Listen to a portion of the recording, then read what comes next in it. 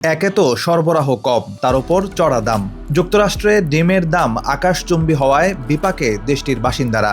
Donald Trump ক্ষমতায় আসার পর পাইকারি বাজারে প্রতি ডজন ডিমের দাম বেড়ে এখন প্রায় $8.৫। বাংলাদেশি টাকায় যা প্রায় ১১০০ টাকা, গত বছরের তুলনায় ৩ গুণেরও বেশি। এছাড়ায় আমেরিকায় এই দাম এখন পর্যন্ত ইতিহাসের সর্বোচ্চ।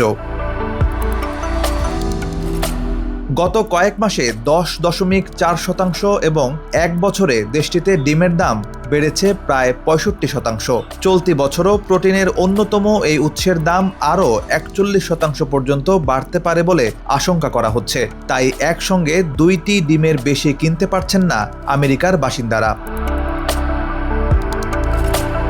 ধারণা করা হচ্ছে বার্ড ফ্লুর বিস্তার রোধে দেশে সরবরাহকৃত ডিম ধ্বংস করায় দেশব্যাপী ডিমের ঘাটতির কারণে এই ডিমের দাম বেড়েছে। এতে ডিমের জন্য গ্রাহকদের পোহাতে হচ্ছে বাড়তি ভোগান্তি। বার্ড ফ্লু বহু বছর ধরে মার্কিন পোল্ট্রি খাতে বিদ্যমান থাকলেও ২০২২ সালে শুরু হওয়া একটি ভয়াবহ প্রাদুর্ভাবের ফলে প্রায় ১৫৬ মিলিয়ন মুরগিকে হত্যা করতে বাধ্য হয় মার্কিন সরকার। তখন ডিমের দাম রেকর্ড পরিমাণ বৃদ্ধি পায়।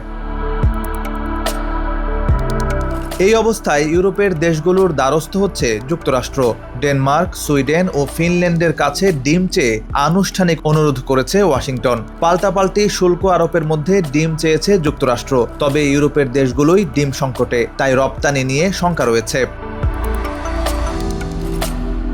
সুইডেনের বৃহত্তম ডিম উৎপাদনকারী প্রতিষ্ঠান পোনাক বলছে তারা ইউরোপের বাজারকেই অগ্রাধিকার দেবে। ইউরোপে বার্ড ফ্লু মহামারী আকার ধারণ করায় ফ্রান্সেও এখন ডিমের সংকট দেখা দিয়েছে।